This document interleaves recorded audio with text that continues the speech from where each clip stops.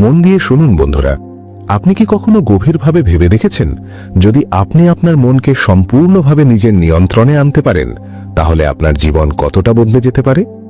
একবার কল্পনা করুন, আপনি যদি আপনার মনকে বলেন এবার শান্ত হও, আর আপনার মন কোনো অজুহাত ছাড়া, কোনো অপ্রয়োজনীয় চিন্তা ছাড়া সত্যিই শান্ত হয়ে যায়, তাহলে কি আপনি কল্পনা করতে পারেন আপনি জীবনে কত কিছু অর্জন করতে পারবেন? যদি আপনি বলেন এবার মনোযোগ দাও, আর আপনার মন এদিক ওদিক না ঘুরে তীরের মতো সরাসরি আপনার লক্ষ্যের উপর গিয়ে স্থির হয়, এটা কোনো অলৌকিক ঘটনা নয়, এটা কোনো স্বপ্নও নয়, এটা একটি দক্ষতা। আর আজ আমরা সেই দক্ষতার রহস্য জানব। কেন বলা হয় যে নিজের মনকে জয় করতে পারে সে পুরো বিশ্বকে জয় করতে পারে? কেন গৌতম বুদ্ধ বলেছিলেন মনই সবকিছু, তুমি যা চিন্তা করো তুমি তাই হয়ে ওঠো? কেন শাস্ত্রে বারবার বলা হয়েছে মনই মানুষের বন্ধন এবং মুক্তির কারণ? কারণ আসল যুদ্ধ বাইরের পৃথিবীর সঙ্গে নয়, নিজের মনের সঙ্গে। আর যে এই যুদ্ধে জয়ী হয় তার জন্য পৃথিবীর কোনো চ্যালেঞ্জই কঠিন থাকে না। এখন একটু ভেবে দেখুন, প্রতিদিন আপনার সঙ্গে কি ঘটে? আপনি কোনো গুরুত্বপূর্ণ কাজে বসেন, হঠাৎ মন পুরনো কোনো ঝগড়া, ভয় বা দুশ্চিন্তার কথা মনে করিয়ে দেয়। কখনো এমন কিছুর জন্য চিন্তা শুরু হয় যা এখনো ঘটেইনি। আপনার মন যেন আপনার বিরুদ্ধেই কাজ করে। যখন মনোযোগ দরকার তখন আপনাকে বিভ্রান্ত করে, যখন শান্ত থাকার দরকার তখন ভেতরে শব্দ তোলে, যখন সাহস দরকার তখন ভয় দেখায়।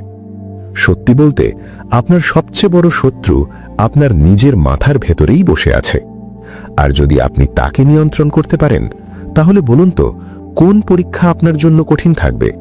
কোন লক্ষ্য অসম্ভব থাকবে?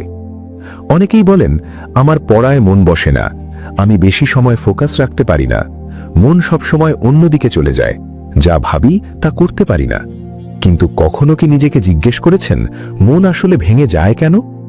মনটা ঠিক এক দুষ্ট বানরের মতো, যে এক ডাল থেকে আরেক ডালে লাফিয়ে বেড়ায়। যদি তাকে কোনো দিক নির্দেশনা না দেওয়া হয়, কোনো লক্ষ্য না দেখানো হয়, সে লাফাতেই থাকবে। ঠিক যেমন সকালে ঘুম থেকে উঠেই আপনি মোবাইল ধরেন, তারপর ভিডিও, ইনস্টাগ্রাম, তুলনা, চিন্তা, উদ্বেগ আর পুরো দিনটা ছড়িয়ে পড়ে। তাহলে প্রশ্ন হলো, মনকে নিয়ন্ত্রণ করা যায় কিভাবে? কিভাবে তাকে নিজের সহযোগী বানানো যায়? কিভাবে তার শক্তিকে ফোকাসে রূপান্তরিত করা যায়?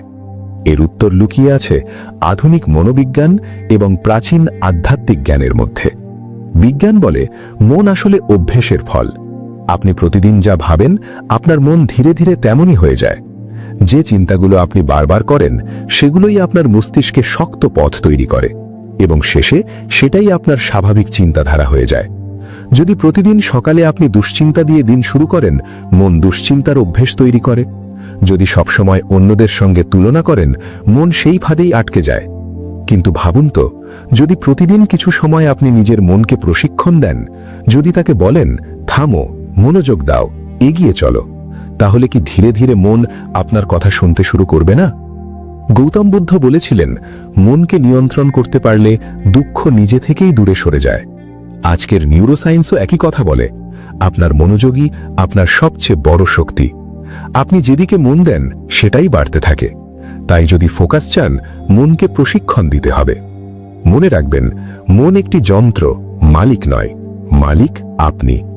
আর যতক্ষণ আপনি মালিক না হচ্ছেন ততক্ষণ মন আপনাকেই নিয়ন্ত্রণ করবে। আজ আমরা শুধু একটি বিষয় বুঝতে এসেছি, যদি মনোযোগ, সফলতা এবং মানসিক স্বচ্ছতা চান তাহলে প্রথম কাজ হলো মনকে নিয়ন্ত্রণ করা। এটা কোনো রহস্য নয়, এটা অসম্ভবও নয়, শুধু শুরু করতে হবে, প্রতিদিন অল্প অল্প করে, আর একটু বেশি সচেতন হয়ে। যেই মুহূর্তে আপনি নিজের মনকে নিয়ন্ত্রণ করতে শুরু করবেন, আপনার মনোযোগ, আপনার চিন্তা এবং আপনার জীবন তিনটেই নতুন পথে এগিয়ে যাবে। এটাই শুরু।